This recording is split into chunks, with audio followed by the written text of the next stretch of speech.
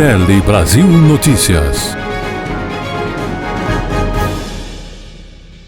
Olá, está começando a sua edição semanal do Jornal Tele Brasil Notícias, sempre com as informações na medida certa e feito especialmente para você.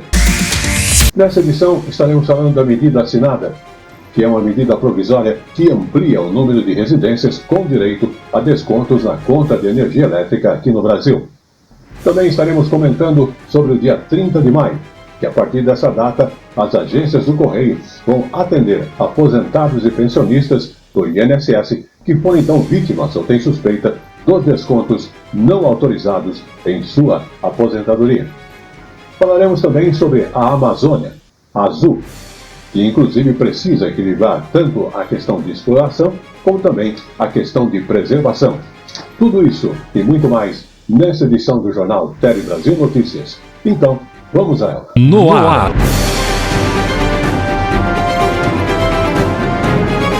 Tele Brasil Notícias.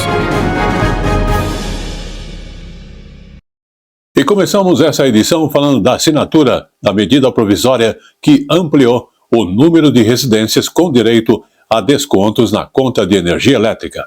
Vamos observar essas informações. Essa medida provisória, ela muda as regras do setor elétrico nacional e também beneficia cerca de 60 milhões de pessoas que poderão ter gratuidade nas contas de luz com a tarifa social. E também possibilita que outros consumidores de baixa renda tenham uma redução de até 12% na fatura, o chamado desconto social. Para ter a isenção, o consumo não pode ser superior a 80 kWh por mês. A pessoa precisa ser inscrita no cadastro único e ter renda mensal de até meio salário mínimo. O benefício vale também para indígenas, quilombolas e idosos do BPC. Já para o desconto social, algumas das exigências são que a renda da família seja de até um salário mínimo por pessoa e o consumo fique entre 80 e 120 kWh mês. Em 2027, deve ser possível ainda para o consumidor escolher livremente os fornecedores e fontes de energia. A ideia é que fique semelhante ao mercado de telefonia, onde várias empresas oferecem o mesmo serviço e o cliente escolhe o mais vantajoso. Para indústrias e comércio, a medida foi antecipada para 2026. A medida provisória que reforma o setor elétrico brasileiro foi assinada nesta quarta-feira pelo presidente Lula. O texto ainda precisa ser analisado no Congresso Nacional, mas tem validade imediata. Muito bem, vamos falar com você que é aposentado ou pensionista, porque a partir então do dia 30 de maio, as agências do Correio vão atender aposentados e pensionistas do INSS que podem ter sido então as vítimas dos descontos não autorizados e feito por entidades associativas. O anúncio foi feito pelo governo federal. Vamos observar. E preste atenção nesta informação. As agências do INSS não vão fazer atendimento presencial, apenas as agências dos Correios. A Maria Amélia percebeu os descontos no contra-cheque, mas não conseguiu contato com o INSS nem pelo celular e nem pelo telefone 135. Hoje mesmo já tentei, né? Já tentei várias vezes. Desde que quando começou a surgir isso aí que eu estou tentando e não consegui. E eu prefiro ir pessoalmente para resolver, presencial mesmo. Dos 9 milhões de aposentados e pensionistas que tiveram algum desconto no contra-cheque, de forma regular ou irregular, até agora menos de 2 milhões já informaram que não autorizaram descontos e pediram a devolução dos valores. O número está abaixo das expectativas do governo, que estimava inicialmente 4 milhões de vítimas. Parte dos que não acessaram o sistema podem estar com dificuldade para usar a internet e o aplicativo Meu INSS. Por isso, a partir do dia 30, o atendimento vai poder ser feito no modo presencial pelas agências dos Correios. Não precisa correr, não tem prazo final para esse procedimento de ressarcimento. Ele vai ficar aberto. A ideia é que a gente passe um pente fino sobre todos os descontos associativos. Então não precisa correr, não precisa a partir do dia 30 formar uma fila numa agência do Correio. Se você for no dia 30, no dia 1º, no dia 2, no dia 3, no dia 4, vai ser atendido da mesma forma e havendo ressarcimento vai ser pago no mesmo período. 4.730 agências em 73% dos municípios brasileiros vão atender os aposentados que ainda não acessaram o sistema de consulta aos descontos. Vai ser preciso levar apenas um documento de identificação e, se não puder ir pessoalmente, o segurado pode mandar um responsável com uma procuração. O sistema do INSS vai ser compartilhado com os Correios. Com a ajuda do funcionário, o aposentado vai ter acesso a todas as informações sobre os descontos, dizer se foi ou não autorizado e pedir a devolução em caso de irregularidade. O atendimento vai gerar um comprovante com número, data e horário. O INSS e nem os Correios mandam carta, mandam mensagem, mandam WhatsApp, ligam para você. É você que procura, é você que entra no aplicativo, é você que entra na página, é você que entra... você que liga no 135 e é você que vai nos Correios. Na semana que vem, os funcionários dos Correios serão treinados e o sistema de integração com o INSS validado.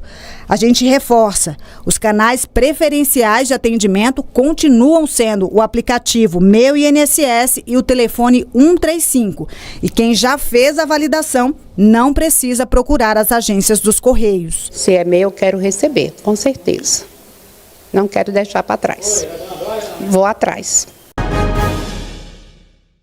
Vamos agora então falar de saúde.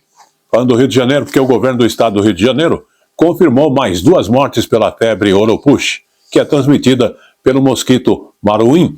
E nesse ano já são, no caso, 3 óbitos pela doença no estado do Rio de Janeiro. Vamos observar mais detalhes e a confirmação desta informação. Justamente na semana passada, nós falamos sobre a primeira morte pela Oropouche aqui no Rio de Janeiro e alertamos para o grande aumento do número de casos, pois agora são mais 2 óbitos confirmados pela doença. Uma mulher moradora de Macaé, no norte do estado, 34 anos de idade, e outra mulher de Paraty, de 23 anos. As duas tiveram os primeiros sintomas em março, foram hospitalizadas e morreram dias depois. A febre Oropouche é uma doença viral transmitida pelo mosquito Maruim, também conhecido como mosquito pólvora. É um mosquito muito pequeno, vive nas matas e gosta muito também de plantações de banana, plantações de goiaba ou local onde há muito lixo orgânico. A doença se manifesta pela febre alta, dor de cabeça, dor nas articulações, parece um pouco com a dengue. A febre Oropouche, ela era mais comum na região amazônica, mas nos últimos anos vem chegando também em outras capitais, em outras cidades aqui do Brasil.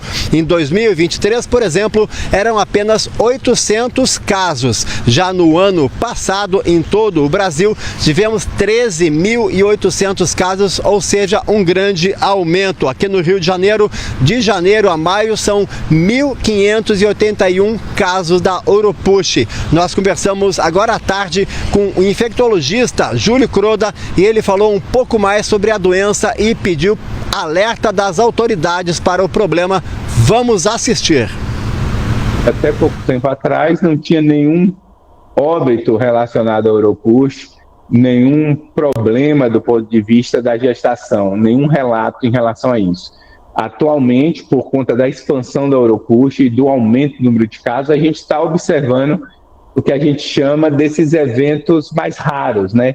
De óbito, de consequência para a gestação, transmissão para o feto. Até a gente conhecer melhor a doença, é importante adotar as medidas preventivas, e principalmente para esse público mais específico. Então, o que a gente pode fazer nesse momento, do ponto de vista do poder público, é fazer uma vigilância mais adequada, entender como esse espalhamento da doença vai se dar nos próximos anos, estabelecer critérios de diagnóstico laboratorial mais adequado e monitorar principalmente as consequências da infecção.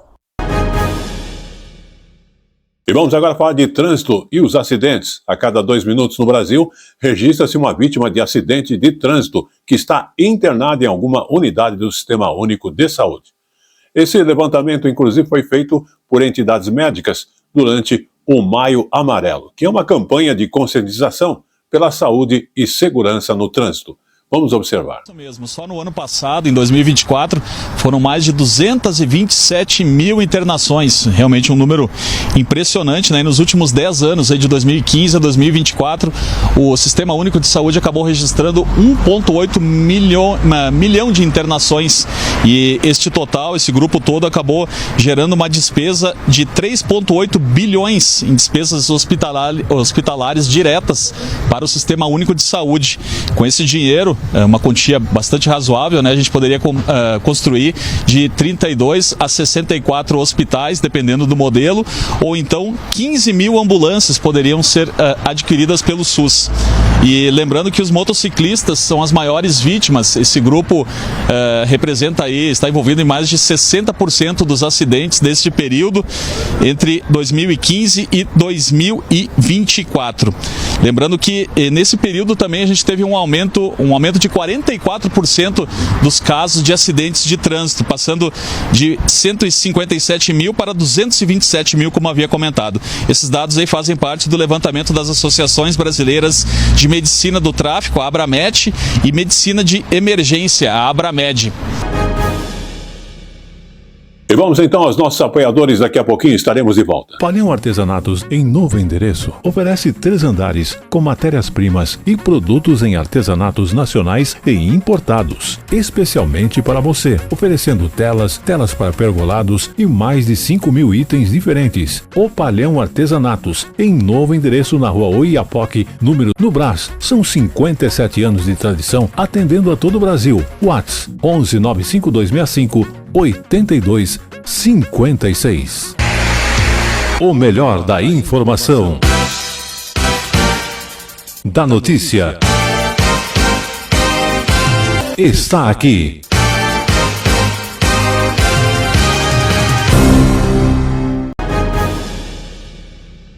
E estamos de volta, agora vamos falar então da questão do inverno, que está aí, praticamente chegando às nossas portas. E há uma preocupação com ambientes fechados, também há uma síndrome, que é a síndrome da mão, pé e boca. Vamos observar mais detalhes nesta reportagem. E é justamente com o inverno chegando e as pessoas passando mais tempo em ambientes fechados, muitas doenças contagiosas se espalham com mais facilidade. Essa é uma história que a gente vê todo o inverno. E uma delas é a síndrome mão, pé, boca, que atinge principalmente as crianças. Esse ano, somente na cidade do Rio de Janeiro, até o dia 12 de abril, já foram notificados 12 surtos da doença, com 98 casos envolvidos. Uma doença com nome engraçado, mas que assusta muito. De repente, a criança começa a apresentar febre e manchas vermelhas na pele, inclusive na sola dos pés e na palma das mãos. Com o tempo, as manchas se transformam em bolhas e a criança passa a ter dificuldade de se alimentar, pois as lesões também atingem a parte de dentro da boca. Por isso o nome Síndrome Mão, Pé e Boca, também chamada pelos médicos de MPB. E aí surge muito comumente o que a gente chama de exantema e enantema, que são as lesões de pele e de mucosa, que é essa parte dentro da boca, né, ou a parte genital. Então aparecem as manchinhas vermelhas, que podem ser planas ou podem evoluir para manchinhas um pouquinho mais altas, e muitas vezes evoluem com as bolinhas, que são as vesículas. De causa viral, ela pode se espalhar de forma fácil, principalmente em ambientes fechados e com muitas crianças, geralmente até os 5 anos de idade, como creches e escolas. O vírus ele vai ser transmitido pelas secreções orais da criança que está infectada, pelas fezes e... Então, processos respiratórios, fezes e secreções da própria vesícula. É uma infecção incômoda para a criança, mas com baixo potencial de gravidade. Segundo a Sociedade Brasileira de Pediatria, a MPB é uma doença com grande potencial de transmissão. O vírus causador é o Coxsackie e a infecção não garante imunidade, podendo contaminar novamente a mesma criança. Maria Fernanda conhece bem a doença. Quando o primeiro filho apresentou os sintomas, ficou assustada, pois a febre foi muito alta. Depois foi apresentando as bolinhas e apresentou algumas no rostinho, né, perto da boca, na mão, no pé. O pediatra passou uma pomadinha específica ali para ajudar na coceira. E na dor de garganta a gente dá um remedinho para dor e vai tentando levar da forma mais leve na medida do possível. Muito bem, vamos falar então de saúde e daqueles fatores que fazem com que a visão fique alterada e precise, inclusive, de diagnóstico. Um diagnóstico médico, como a questão da diabetes, a idade avançada.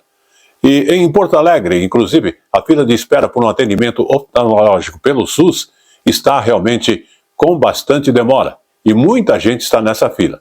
Vamos conferir os detalhes na reportagem da TVE do Rio Grande do Sul, uma emissora da Rede Nacional de Comunicação Pública.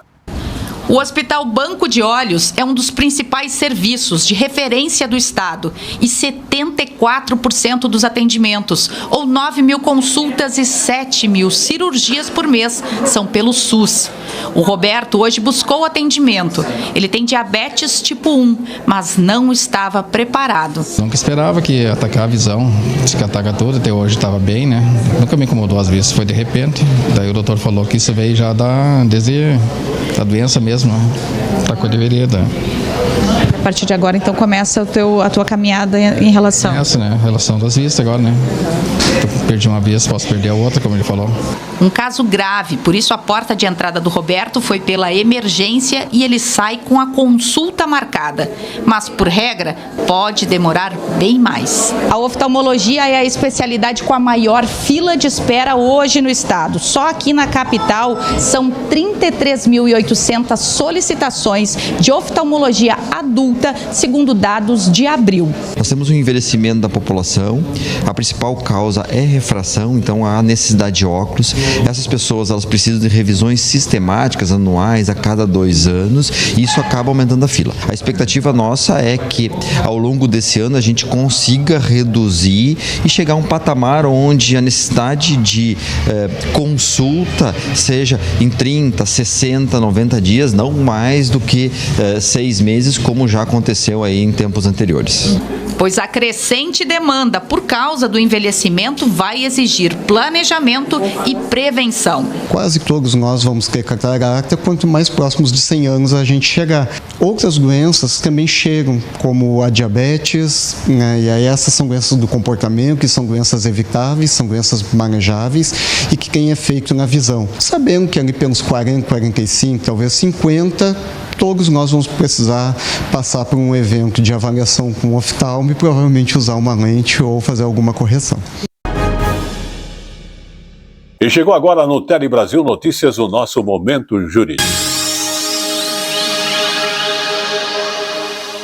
O Momento Jurídico de hoje aborda a questão de isenção do IPI para pessoas com deficiência, que não depende de restrição na CNH. É o que decidiu a segunda turma. Vamos observar. Segunda turma do Superior Tribunal de Justiça decide que a isenção de IPI na compra de veículos por pessoas com deficiência não depende de restrição na Carteira Nacional de Habilitação. De acordo com a Pesquisa Nacional por Amostra de Domicílios, PNAD, de 2022, o Brasil tem cerca de 18 milhões de pessoas de 2 anos ou mais com algum tipo de deficiência. Para facilitar a locomoção de uma parte dessa população, quem possuir impedimento de longo prazo de natureza física, mental, intelectual ou sensorial pode solicitar a isenção do Imposto sobre Produtos Industrializados, IPI, na compra de um carro. Esse benefício é limitado para veículos de até 2.000 cilindradas, com no mínimo 4 portas e movido a combustível de origem renovável, sistema reversível de combustão, híbrido ou elétrico. O advogado Arthur Pittman, especialista em direito tributário, explica como entrar com o pedido. Hoje, a Lei 8989, mas também a regulamentação da Receita Federal, exige que o adquirente que pretende fruir do benefício da isenção do Imposto sobre Produtos Industrializados e, com isso, comprar o veículo mais barato, quando comparado àquele cenário em que ele é comprado no mercado regular e geralmente tributado, ele precisa de uma habilitação prévia perante a Receita Federal. tem que comprovar as condições por meio de uma documentação específica, além de compatibilidade financeira para aquisição daquele veículo. Uma vez habilitado, você está autorizado, portanto habilitado para fazer a aquisição desse veículo, e a eventual concessionária ou mesmo o fabricante pode fazer a venda para você sem o destaque do imposto, com um ganho considerável em relação ao preço, um preço mais barato, portanto. Em um caso que chegou ao STJ, um homem com visão monocular solicitou isenção de IPI para a compra de um veículo, argumentando que a exigência de CNH com restrição não tem base legal. A Receita Federal havia negado a isenção, alegando que pessoas com visão monocular não teriam esse direito. Mas a Lei 14.126 de 2021 reconhece essa condição como deficiência. O homem recorreu ao STJ após a decisão do Tribunal Regional Federal da 4ª Região negar o benefício. O relator ministro Afrânio Vilela explicou que a lei sobre a isenção de IPI na aquisição de automóveis é clara ao garantir o benefício fiscal sem exigir restrições na CNH ou adaptações no veículo, desde que haja a comprovação da deficiência. Afrânio Vilela ressaltou ainda que a administração tributária deve respeitar a legalidade, ou seja, não pode impor exigências não previstas em lei. Ele também mencionou que a retirada das exigências de acuidade visual mínima ou campo visual reduzido com a revogação de norma específica fortalece o direito à isenção para pessoas com visão monocular, como no caso do recorrente. Com isso, a segunda turma deu provimento ao recurso especial. Vamos falar de crédito consignado. O INSS voltou a autorizar, então, os contratos de crédito consignado para aposentados e pensionistas. Os contratos voltaram, então, a ter essa autorização desde que o beneficiário cadastre os dados biométricos. A medida serve para evitar aqueles contratos emitidos mediante fraudes sem autorização. Vamos observar mais detalhes nesta reportagem. Agora preste atenção nessas orientações. Para fazer o cadastro, é preciso ter o aplicativo Meu INSS no celular. E a seguir, as etapas de segurança de acordo com o INSS. A medida serve, então, para garantir a segurança não só do usuário em si, mas do sistema como um todo. E a concessão de autorizações Procrédito consignado estava suspensa desde 8 de maio. Veja mais detalhes no pé da tela. Agora, Agência Brasil, ebc.com.br. Os voltaram a ser autorizados desde que o beneficiário cadastre os dados biométricos. A medida serve para evitar contratos emitidos mediante fraude na autorização. Para fazer o cadastro, é preciso ter o aplicativo Meu INSS no celular e seguir as etapas de segurança. De acordo com o INSS, a medida serve, então, para garantir a segurança não só do usuário em si, mas do sistema como um todo. E a concessão de autorizações para o crédito consignado estava suspensa desde 8 de maio. Detalhes você já sabe, tenho certeza, no pé da tela agora, agenciabrasil.ebc.com.br. Muito bem, vamos falar da dengue. Em comparação com o ano passado, o número de óbitos causados, então, pela dengue em todo o Brasil caiu em média 80%. E ainda assim, os números hoje estão altos. O estado que mais preocupa é o de São Paulo, que concentra 70% das mortes causadas pela doença em todo o país. Vamos conferir esta informação. De acordo com o painel de monitoramento de arboviroses do Ministério da Saúde, desde o início do ano, em todo o Brasil, foram registradas 1.008 mortes causadas pela dengue.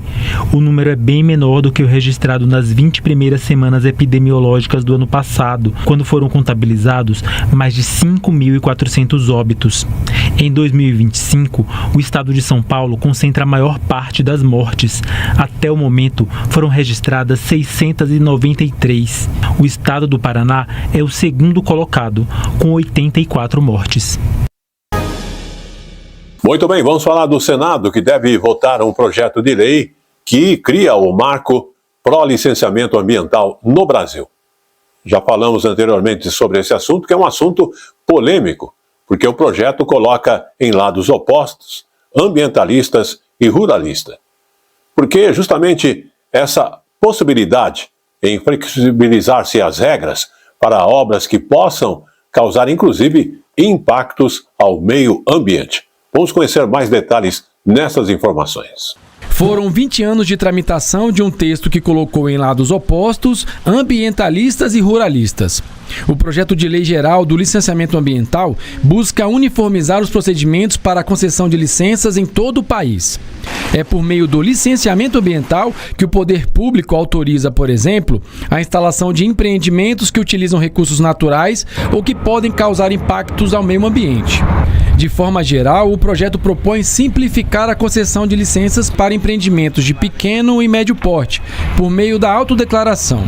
Na prática, isso significa que, em vez de o poder público analisar os impactos ambientais, os próprios responsáveis pelas obras farão essa avaliação. A lei ela destrava, ela traz simplificação, mas ela não traz fragilização para a lei. As punições e para quem não tiver, são inclusive mais duras do que aquelas que se tem hoje. Mas ambientalistas alertam que a autodeclaração prevista no texto pode aumentar os riscos ambientais e acelerar o ritmo de desmatamento no país. Brumadinho e Mariana eram considerados projetos de médio impacto. Projetos que vão ter licença automática. Todo mundo aqui se lembra do tamanho da catástrofe ambiental que foi isso. E detalhe, esses foram projetos licenciados. Ah, mas como assim? Foram projetos licenciados que o empreendedor não cumpriu o que tinha que ter cumprido. Para povos e comunidades tradicionais, indígenas e quilombolas, o impacto é extremamente severo, né? Porque o projeto de lei ele prevê que a consulta livre, prévia e informada ela só deve acontecer em territórios que já estão homologados ou já estão com todo o processo de regularização fundiária finalizado. E a gente sabe que há diversos territórios que estão em processo de regularização. O Ministério do Meio Ambiente afirmou que o projeto representa retrocessos graves, ameaçando a proteção constitucional do meio ambiente. Muito bem, vamos falar agora sobre a questão dos mototaxistas aqui em São Paulo. Tivemos aí essa semana um acidente com morte, inclusive, do passageiro, e que ficou realmente determinado que está proibido o serviço de mototaxista em São Paulo. Porém, o Procon de São Paulo já havia notificado e inclusive ameaçou multar as empresas Uber e 99 se continuassem oferecendo esse serviço de mototaxista aqui na capital paulista, né? Vamos observar mais detalhes nesta reportagem, que é um pouquinho anterior ao fato que relatamos aqui. E observando bem as informações, a polêmica sobre o assunto continua. E o serviço, inclusive, está suspenso, mesmo depois que o Tribunal de Justiça de São Paulo decidiu pela proibição do mototaxista por aplicativo. Na cidade de São Paulo, o serviço ainda continuou sendo oferecido. O Procon, inclusive, pedia às empresas que suspendessem o serviço em toda a capital. E, inclusive, informou que, se comprovado que as empresas estariam desobedecendo a decisão da Justiça, o Procon poderia aplicar multas de até 13 milhões de reais. E, inclusive, suspender o uso dos aplicativos. Os serviços de mototáxis em São Paulo começaram no mês de janeiro deste ano. A Uber e a 99 viram a demanda crescer rapidamente via aplicativo.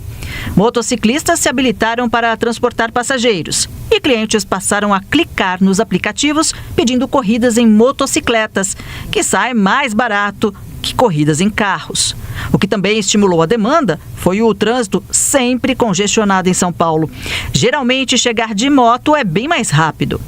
Só que no meio do caminho dos negócios há a estatística. 483 pessoas morreram em acidentes envolvendo motos na capital paulista em 2024. O aumento foi de 20% em relação a 2023. A prefeitura e autoridades de trânsito temem que esse número piore com mais gente tentando chegar rápido na garupa das motos, no meio de carros, ônibus e caminhões.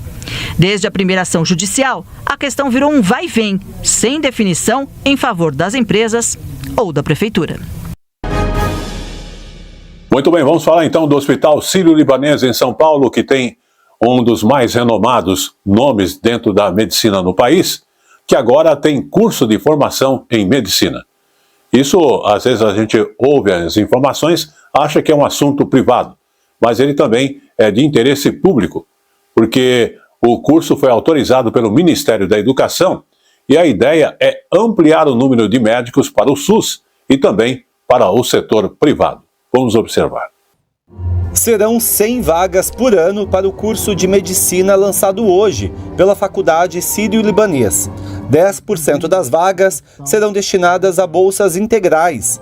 Durante a cerimônia de lançamento do curso, estiveram presentes o presidente Lula e o vice-presidente Geraldo Alckmin. Então essa é uma instituição, tenho certeza, dará todo o arcabouço científico, preparatório para o exercício da profissão, com essa visão humanista de amor às pessoas. Na ocasião, o ministro da Saúde, Alexandre Padilha, disse que a iniciativa reforça o atendimento do SUS e amplia a formação de profissionais qualificados. Só vai enfrentar isso se a gente tirar qualquer tipo de preconceito e utilizar toda a estrutura que a saúde brasileira tem, seja privada, filantrópica, pública, estatal, com um único olhar: cuidar do nosso povo brasileiro e garantir um tempo adequado para o atendimento médico especializado no nosso país. O novo curso faz parte de uma estratégia do MEC para ampliar o número de médicos no país. A autorização foi concedida dentro do escopo do programa Mais Médicos, que prioriza instituições com excelência em ensino.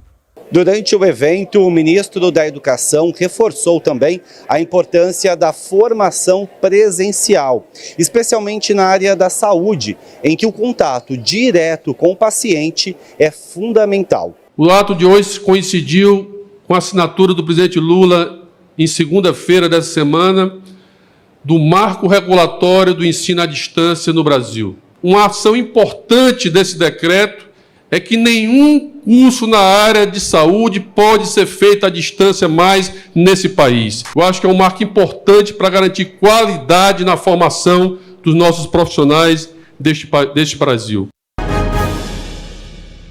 E vamos aos nossos apoiadores e já estaremos de volta. O melhor da informação, da notícia, está aqui.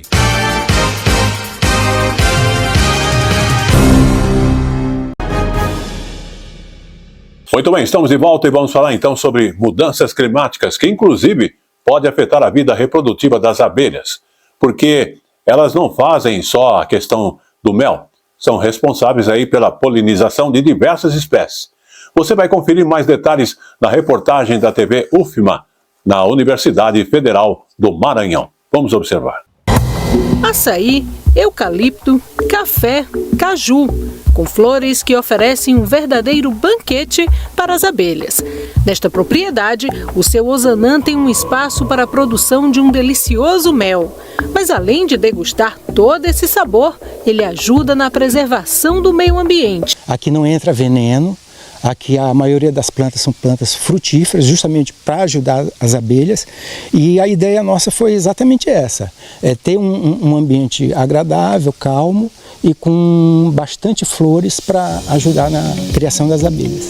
Hoje o espaço está recebendo a visita de um grupo de pesquisadores da UFMA que está estudando a interferência da mudança climática no processo reprodutivo das abelhas. O que a gente quer entender é justamente como as características da paisagem estão influenciando no número das populações de abelhas. Está comparando entre diversas áreas. Então a gente tem áreas bem protegidas como essa e tem áreas onde essas abelhas estão com um estresse maior por conta da proximidade do desmatamento, uso de pesticidas, por exemplo.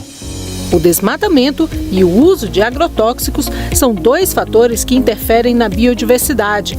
Sem riqueza natural, não há flores e pólen, e todo o ambiente sai perdendo. As abelhas produzem um delicioso mel, mas o que muita gente não sabe é que elas são muito mais do que operárias do sabor. Para as plantas, são essenciais no processo reprodutivo e na manutenção de diversas espécies. Além disso, muitas não produzem mel, mas continuam sendo importantes pelo trabalho de polinização. Esses insetos contribuem para a segurança alimentar do planeta e, sem eles, plantas e animais podem até mesmo ser extintos devido ao desequilíbrio ecológico. Em todo o mundo, o número de abelhas está diminuindo. Esse trabalho de campo vai contribuir para o maior entendimento do que pode estar acontecendo, por exemplo, no Maranhão. Descobertas que animam novos pesquisadores. Eu pretendo continuar pesquisando mais sobre como isso afeta as abelhas, e é importante ressaltar que se as abelhas são prejudicadas, a biodiversidade inteira é prejudicada. Então, o recado: preservem as abelhas e vamos mantê-las aqui do nosso ladinho, porque elas são nossas aliadas. Abelhas, mel, biodiversidade, um planeta com riqueza natural e um ambiente saudável para todos.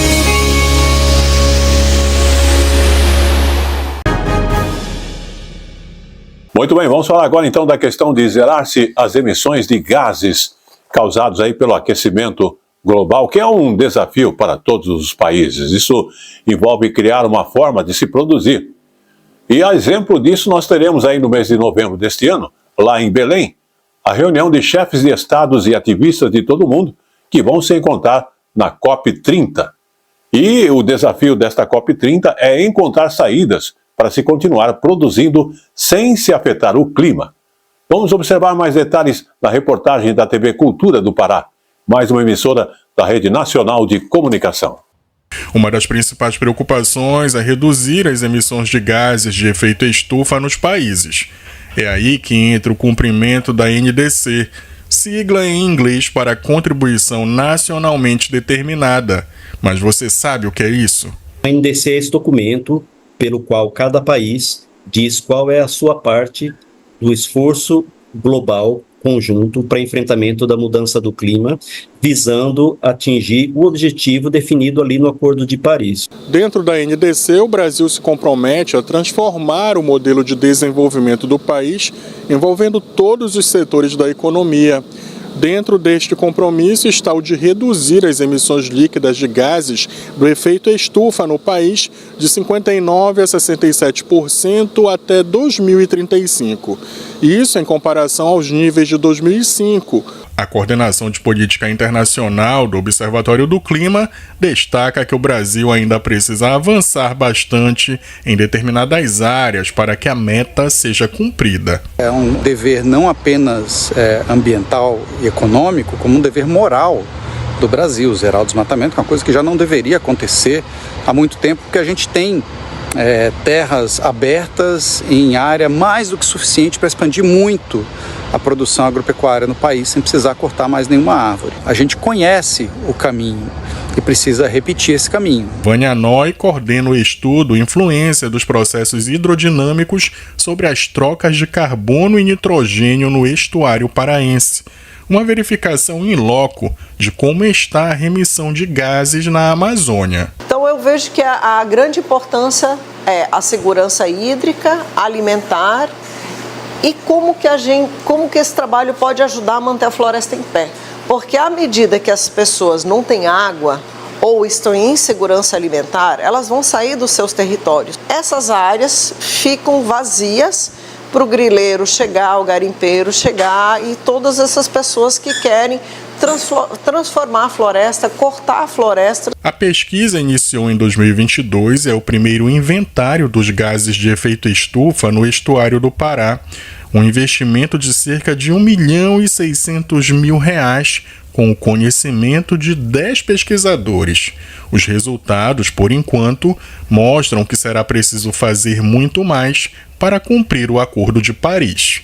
Eu acho que é possível, se a gente tiver vontade política. Então, a gente tem que chegar ao desmatamento zero, queimada zero, e a gente tem que reflorestar. Vamos agora falar também de prêmios, porque o Brasil tem a primeira mulher a receber um prêmio considerado Nobel da Agricultura. A premiação é um reconhecimento ao trabalho de uma cientista da Embrapa sobre insumos biológicos que revolucionou a agricultura aqui dentro do Brasil. Vamos observar. Natural de Itapetininga, interior de São Paulo, a cientista Mariângela Hungria se dedica há mais de 40 anos ao desenvolvimento de tecnologias em microbiologia do solo. O trabalho permite aumentar a produção e a qualidade de alimentos ao substituir fertilizantes químicos por micro-organismos. as pessoas achavam que você só conseguiria produzir alimentos em quantidade suficiente se usasse muito químico.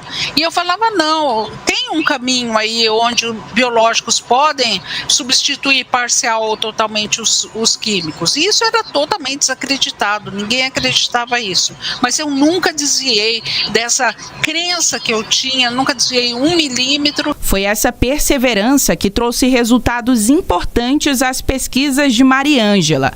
Ela também contou, ano após ano, com o apoio do Conselho Nacional de Desenvolvimento Científico e Tecnológico, o CNPq, onde a cientista é bolsista de produtividade do mais alto nível. É uma satisfação, né, para o CNPq realmente tê-la, né, no seu corpo de bolsistas, né, produtividade, porque demonstra justamente o cumprimento, né, da missão do CNPq, o reconhecimento também do CNPq enquanto agência de fomento. Idealizado em 1986 pelo norte-americano Norman Borlaug, considerado o pai da Revolução Verde, o prêmio é um reconhecimento internacional àqueles que trabalham para aprimorar a qualidade e a quantidade de alimentos no mundo.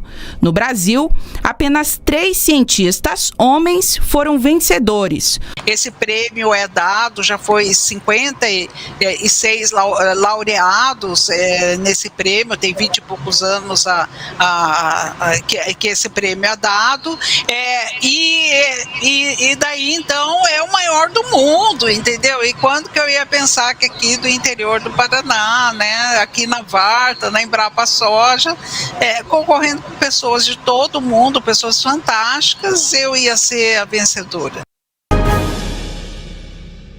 Vamos também falar de um marco histórico aqui no Rio de Janeiro, aqui no Brasil.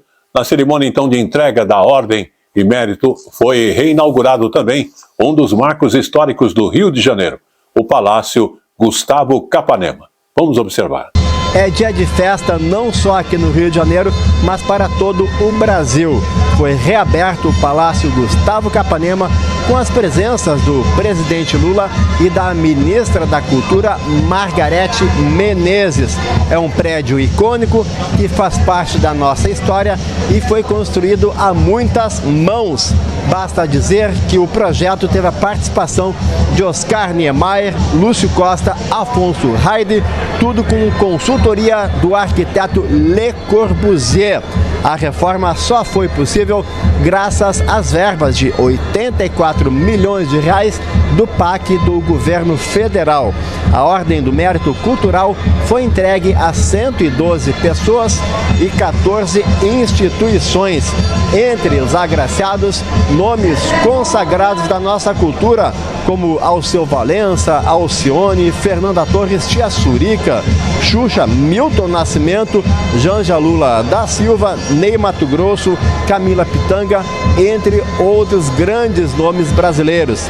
É bom destacar que o novo Gustavo Capanema estará aberto a visitas para que todo brasileiro possa conferir a beleza desta joia da nossa arquitetura. O Capanema representa um período da história do Brasil em que o país se modernizava e buscava sua identidade. Vamos conferir na reportagem que preparamos. As obras de construção do palácio começaram em 1937, no início da ditadura do Estado Novo de Getúlio Vargas. Entre os autores do projeto, nomes renomados, como Lúcio Costa e Oscar Niemeyer, além de Eduardo Heide, Hernani Vasconcelos e Jorge Machado Moreira.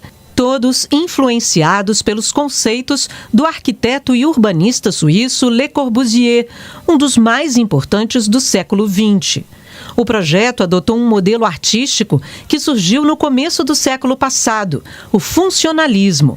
O edifício de 16 andares foi construído a 9 metros de altura, sobre um plano apoiado em colunas em formato de pilotis.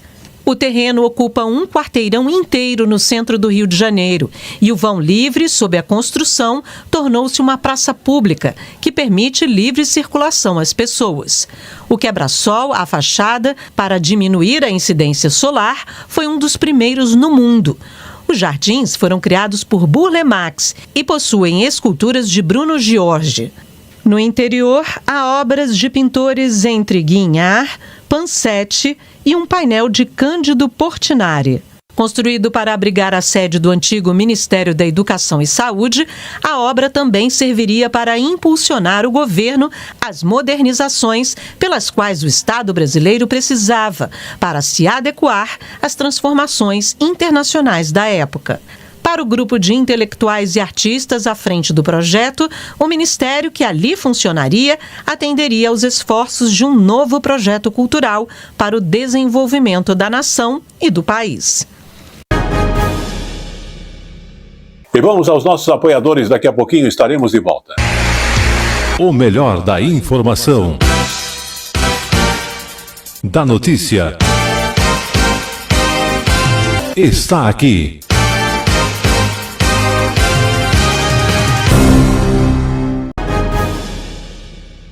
Muito bem, estamos de volta falando de educação, porque mais de 7 mil alunos de escolas e instituições sociais mineiras acabaram participando da série Concertos Didáticos da Orquestra Filarmônica de Minas Gerais. O espetáculo, que é gratuito para as escolas que se inscreveram, e demonstra a democracia da música de concerto. Vamos conferir nesta reportagem da Rede Minas. A última parada desse ônibus não é um destino qualquer. Por aqui, essa turma começa uma viagem pelo mundo mágico da orquestra. O que você veio fazer aqui hoje? Ver a orquestra. Eu vim ver um instrumento que eu nunca vi. Acho que a realização, de estar abrindo a mente deles também para coisas novas. Dentro da Sala Minas Gerais, a agitação é inevitável. Todos muito curiosos para ver o que vai acontecer.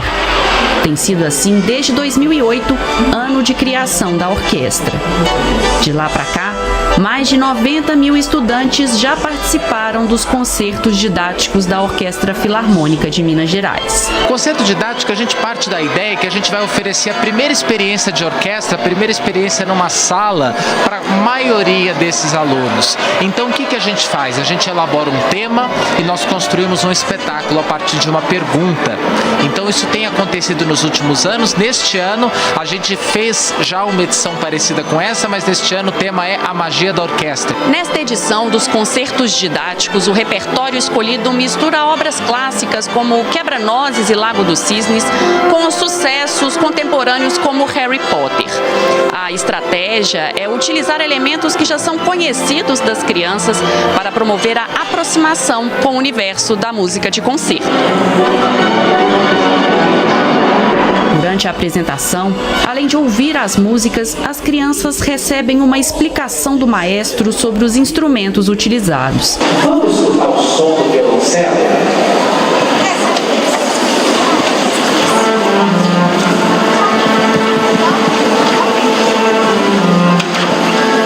A gente está mostrando quão vasto é o universo da música de orquestra. Então, terminar um concerto desse é reforçar a missão individual de cada membro da orquestra e da instituição, como eu disse, em mostrar que orquestra é soar junto, é agregar e fazer com que mais gente possa ter contato com o bonito e com o belo.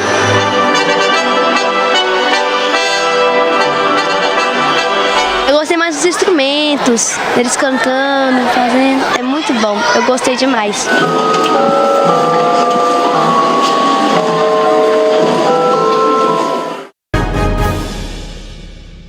Muito bem, chegou a hora de falarmos de turismo e de um ponto importante turístico e também um local de muita fé e contemplação. Vamos conhecer um pouco mais da história do Convento da Penha, lá em Vila Velha. E tudo isso através da TV É do Espírito Santo, que esteve lá. Vamos conferir. De vários pontos da Grande Vitória no Espírito Santo, lá está ele, o imponente Convento da Penha, um dos santuários mais antigos do Brasil, peculiar na singeleza e na sobriedade.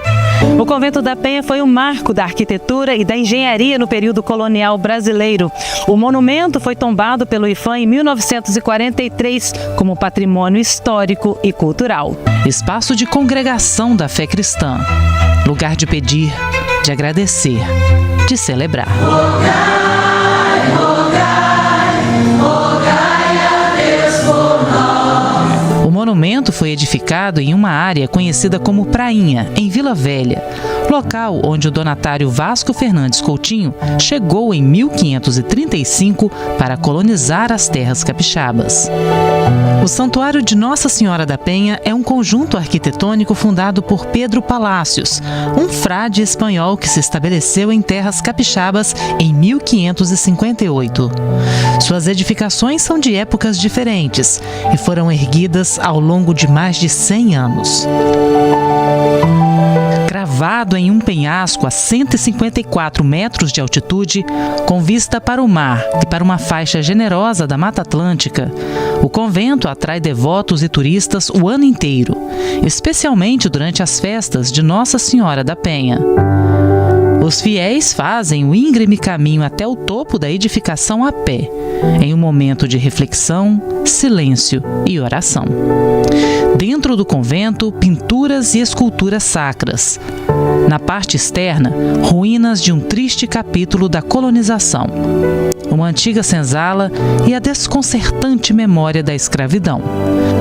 Tanto indígenas quanto africanos escravizados foram as mãos que, de fato, construíram um dos pontos turísticos mais emblemáticos do estado capixaba. Muito bem, vamos falar do Brasil e também da questão de exportação, mas de um produto diferenciado e uma novidade. O Brasil exporta muitas coisas, muitos produtos. Agora, você já pensou no mercado para exportação do acarajé? A Universidade Federal do Vale do São Francisco, ela desenvolveu este projeto. E falando do acarajé de exportação, a Universidade Federal do Vale do São Francisco desenvolveu um projeto e provou que é possível conservar sem comprometer o sabor do acarajé e a qualidade do alimento. A inovação permite que os bolinhos e os recheios sejam enviados em temperaturas ambientes para qualquer região do país e para o exterior inclusive. A gente vai conferir agora na reportagem da TV Caatinga. Há 25 anos, Dona Leoneide atua na produção de acarajé, um símbolo da culinária afro-brasileira. O ponto dela fica em Juazeiro, no sertão da Bahia. A empreendedora recebe cerca de 1.000 clientes por mês. A receita utiliza feijão fradinho, cebola, sal, vatapá, camarão e outros recheios. Tudo frito no azeite de dendê. O sonho dela é levar o acarajé para outras regiões do Brasil e até mesmo para o exterior. Já pensou você estar nos Estados Unidos ou então na Suíça e encontrar um acarajé lá numa prateleira do supermercado ou de uma delicatessen, né? Dizer, poxa, um acarajé aqui, tipicamente baiano, vou levar para casa. O desejo da empreendedora virou realidade com o apoio de pesquisadores da Univasf, que desenvolveram a técnica da liofilização para o acarajé. Esse método permite conservar o alimento por mais tempo através da desidratação, mantendo a qualidade e o sabor do produto. A ciência foi puxada, ela chegou com um problema real, nos pedindo uma solução. Estudar, por exemplo, embalagens, o formato em que esses produtos podem ser absorvidos pelos consumidores. O preparo começa com o congelamento do acarajé e dos recheios a cerca de 45 graus negativos. Em seguida, tudo passa pela liofilização, que retira a água sem alterar o gosto, o cheiro e nem a textura. O produto pode ser armazenado em temperatura ambiente. Para consumir, basta acrescentar água quente ou morna e o acarajé volta ao sabor original. O trabalho foi reconhecido pelo Instituto Nacional da Propriedade Industrial, que concedeu patente à Univasf. A instituição já soma 7 registros. O documento garante a exclusividade do uso econômico da criação por 20 anos e reforça o papel da ciência no desenvolvimento do semiárido. Os pesquisadores esperam que a inovação contribua para a culinária regional e gere novas oportunidades de negócios no Vale do São Francisco. Muito bem, além de falarmos do acarajé, vamos falar também de um festival em Feira de Santana, na Bahia, aconteceu a 14ª edição do Festival de Sanfoneiros, que já é uma referência em todo o Brasil. Porque ali, músicos diferentes de estados se reúnem para mostrar o talento e a diversidade e também a força desse instrumento, que inclusive o instrumento em si é o símbolo da cultura nordestina. O festival, inclusive, marcou e já marca o início das festas juninas na cidade. Vamos observar na reportagem da TV Feira, emissora da Rede Nacional de Comunicação.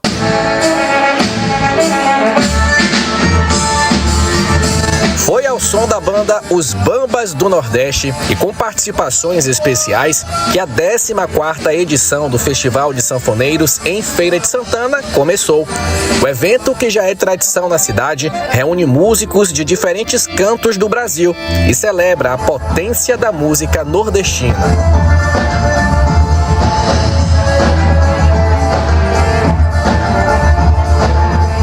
Ao todo, 9 sanfoneiros foram selecionados. O forró corre nas minhas veias há muitos anos, né? Meus pais são nordestinos, apesar de eu ter nascido em São Bernardo do Campo, a minha família é toda nordestina, a gente sempre escutou forró. Iveson, André e o pequeno Arthur vieram de Caruaru e não conseguiam esconder a empolgação para o festival. Aquele nervosismo, friozinho na barriga e esse ano num espaço tão incrível também, né? Bom demais, né? Poder estar divulgando a sanfona, a cultura nordestina, um instrumento que é bem tradicional nosso mesmo, né? Com o tema Fusões Sonoras, o festival deste ano destaca como a sanfona pode se misturar com outros instrumentos, criando novas combinações musicais. Todo ano a gente recebe cerca aí de 40 a 50 inscrições de sanfoneiros de todo o país. Esse ano nós selecionamos 9 sanfoneiros de 3 regiões, Nordeste, Sudeste e do Sul, né? E é um evento muito importante no cenário local, né? De Feira de Santana já é esperado, porque ele abre praticamente os festejos juninos.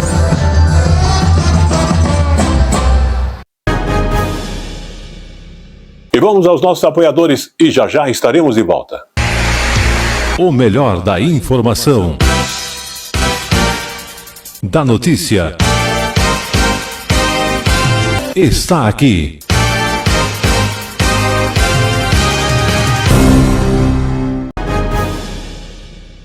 E estamos de volta agora falando de uma reunião de expressões da arte com matéria-prima brasileira. Ela aconteceu no último domingo aqui em São Paulo, onde se puderam visitar o Salão de Artesanato, que este ano teve mais de 100 mil peças em exposição. O evento esteve no Parque do Ibirapuera. Vamos conferir. Dinalva pôde trazer as cestarias tradicionais do povo indígena Tariana do Amazonas, devido às capacitações que recebeu do Sebrae e das linhas de crédito específicas para artesãos. Antigamente, quando não tinha isso, a gente era muito dependente de algumas organizações que vinham fazer esse apoio, né? E quando acaba essa ONG ia embora, a gente ficava de novo, né, sofrendo, esperando que outro viesse ajudar. E o Sebrae não, ele capacitou e ensinou a gente a caminhar com as próprias pernas. Saberes que muitas vezes são passados por gerações, como esta família que trabalha há mais de 30 anos com tecelagem manual. O meu sogro, ele é de Minas Gerais, mudou para o Espírito Santo, mas como já tem mais de 30 anos que ele faz tapete lá, e depois dele teve outras tecelagens também. Ele ensina, né, esse processo lá no Espírito Santo. O Ministério do Empreendedorismo tem mais de 220 mil artesãos cadastrados em todo o país. Gente que usa a criatividade para transformar madeira, palha, tecido e outros materiais em beleza para usar no corpo ou em casa. O tema do Salão do Artesanato deste ano é a arte que vem da fibra, uma homenagem às matérias-primas típicas de diversas formas de artesanato brasileiro, como o capim dourado, a carnaúba e a piaçava. Também um jogo de palavras que faz referência à resistência desses trabalhadores que vivem da cultura tradicional. Chegando à 19ª edição, o Salão do Artesanato reúne trabalhos de todos os estados brasileiros no Parque Ibirapuera, na capital paulista. A ideia do evento não é apenas fazer vendas diretas aos consumidores que vêm aqui, A proposta é conectar artesãos a lojas e outros revendedores. Eles fecham negócios não só na venda direta aqui, mas também negócios futuros, quando eles fazem pedidos, né, através desses lojistas. Então o evento ele movimenta a cadeia, né, de um ano para outro. Aprendi com minha tia e sempre gostei de fazer crochê. Amo fazer crochê. E agora sempre participo de curso de capacitação, assim, sempre me atualizando. Somos uma associação lá na Paraíba, 16 crocheteiras. Muito bem, vamos falar agora do nosso cérebro e muitas imaginações que temos.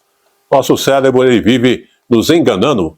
A exposição Museu das Ilusões, que está acontecendo em Brasília e vai até setembro, ela traz diversas experiências que comprovam justamente isso. Vamos observar. Visitantes de todas as idades descobriram que nem tudo que pensamos ver é realidade. Eles aproveitaram experiências divertidas que brincam com o cérebro e a razão.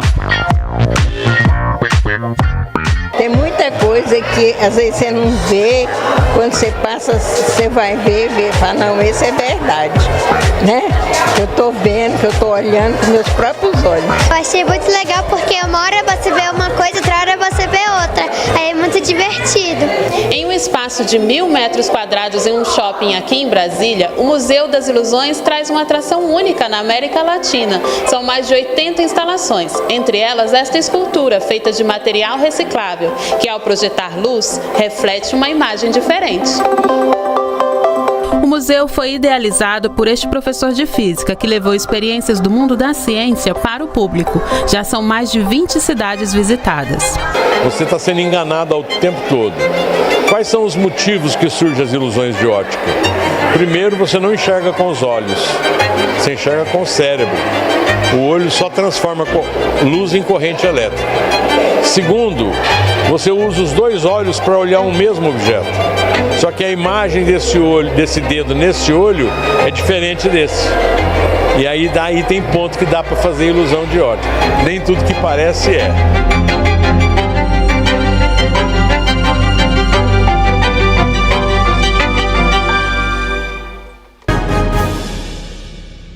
Muito bem, vamos falar agora de voo livre. A mais nova rampa de voo livre, com mais de 18 metros de extensão, está em Alfredo Chaves. Sabe onde fica essa cidade? Então vamos conhecer na reportagem da TV do Espírito Santo.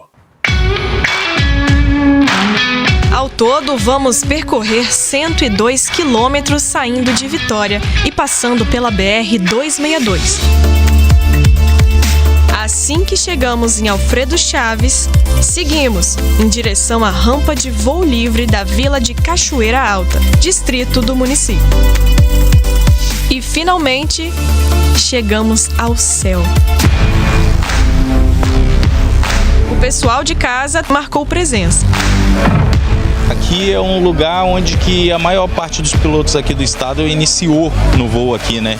Então, nós estamos perto da capital, é o primeiro ano que está acontecendo uma etapa do Campeonato Brasileiro de Parapente da categoria esporte aqui e a segunda etapa do Campeonato Capixaba. Então, é uma rampa que é referência aqui no estado para todo mundo. Vocês acharam que eu não ia no ar, né? Se enganaram. Tô aqui me preparando. Vamos lá?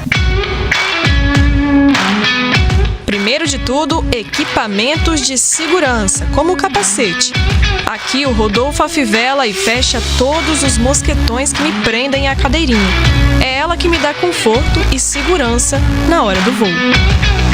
Tô tranquila. Acho que quando eu começar a correr é que vai dar um medo, mas vai dar tudo certo.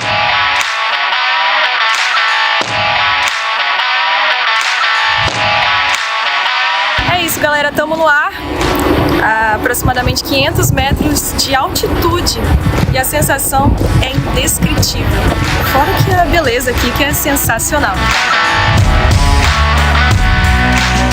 Nesse momento, dá para sentir uma das graças do Espírito Santo, estar nas montanhas e daqui mesmo enxergar o litoral do estado.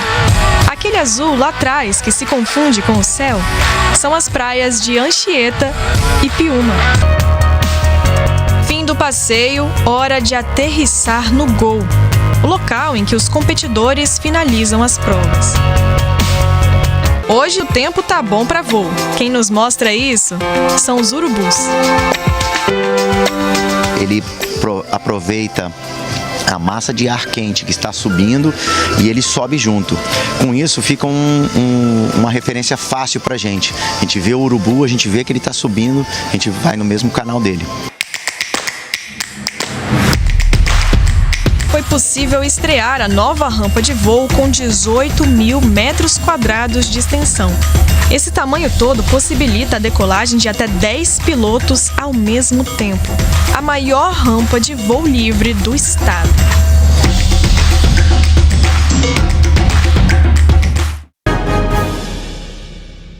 E como eu falo sempre, tudo que é bom dura pouco, e o Tele Brasil Notícias da semana está chegando ao seu final. E antes de encerrarmos, vamos falar da Amazônia Azul, que é uma área marítima brasileira que inclui superfície do mar, águas subjacentes e também solo e subsolo marinhos. É uma área de cerca de 5,7 milhões de quilômetros quadrados, cheia de riquezas e que precisa equilibrar a exploração e a preservação. E a gente vai verificar tudo isso na reportagem da TV do Espírito Santo. E quando falamos em Amazônia Azul, é uma área marítima brasileira, que inclui a superfície do mar, as águas subjacentes e o solo e subsolos marinhos. Uma área que tem aproximadamente 5,7 milhões de quilômetros quadrados, com muita riqueza, e que precisa, justamente nesse momento, equilibrar a exploração e a preservação. E você vai conferir tudo nesta reportagem da TV do Espírito Santo. Então, vamos a ela. Existe uma outra Amazônia e ela é azul. No entanto, a sua existência ainda é pouco conhecida por boa parte dos brasileiros. Mas pode ser que essa realidade mude em 2025. É que o Brasil vai sediar uma das maiores conferências mundiais sobre o clima, a COP30.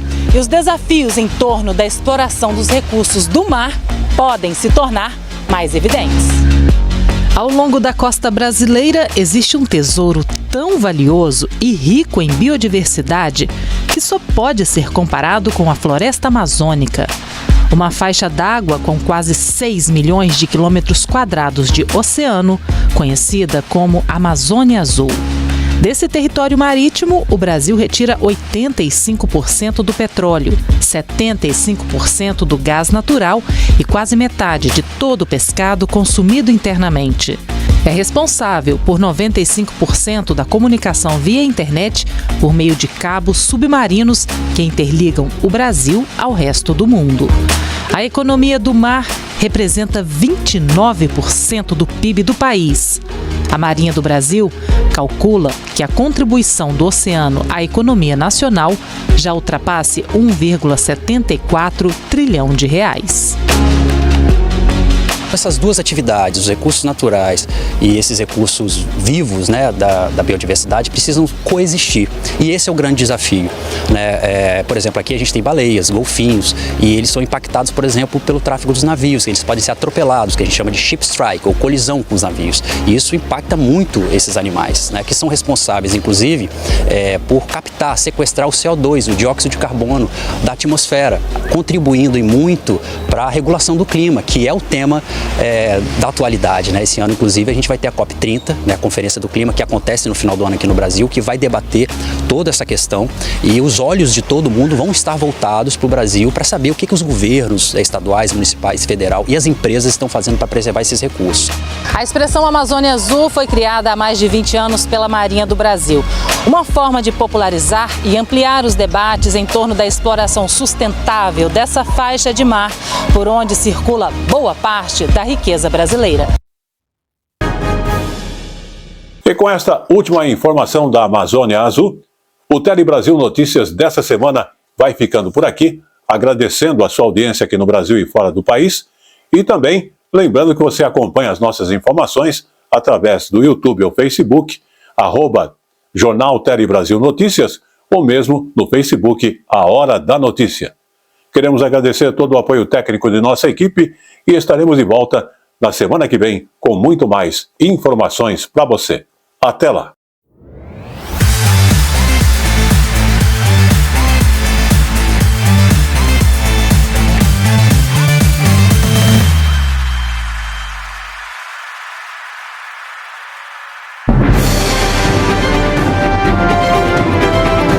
Tele Brasil Notícias.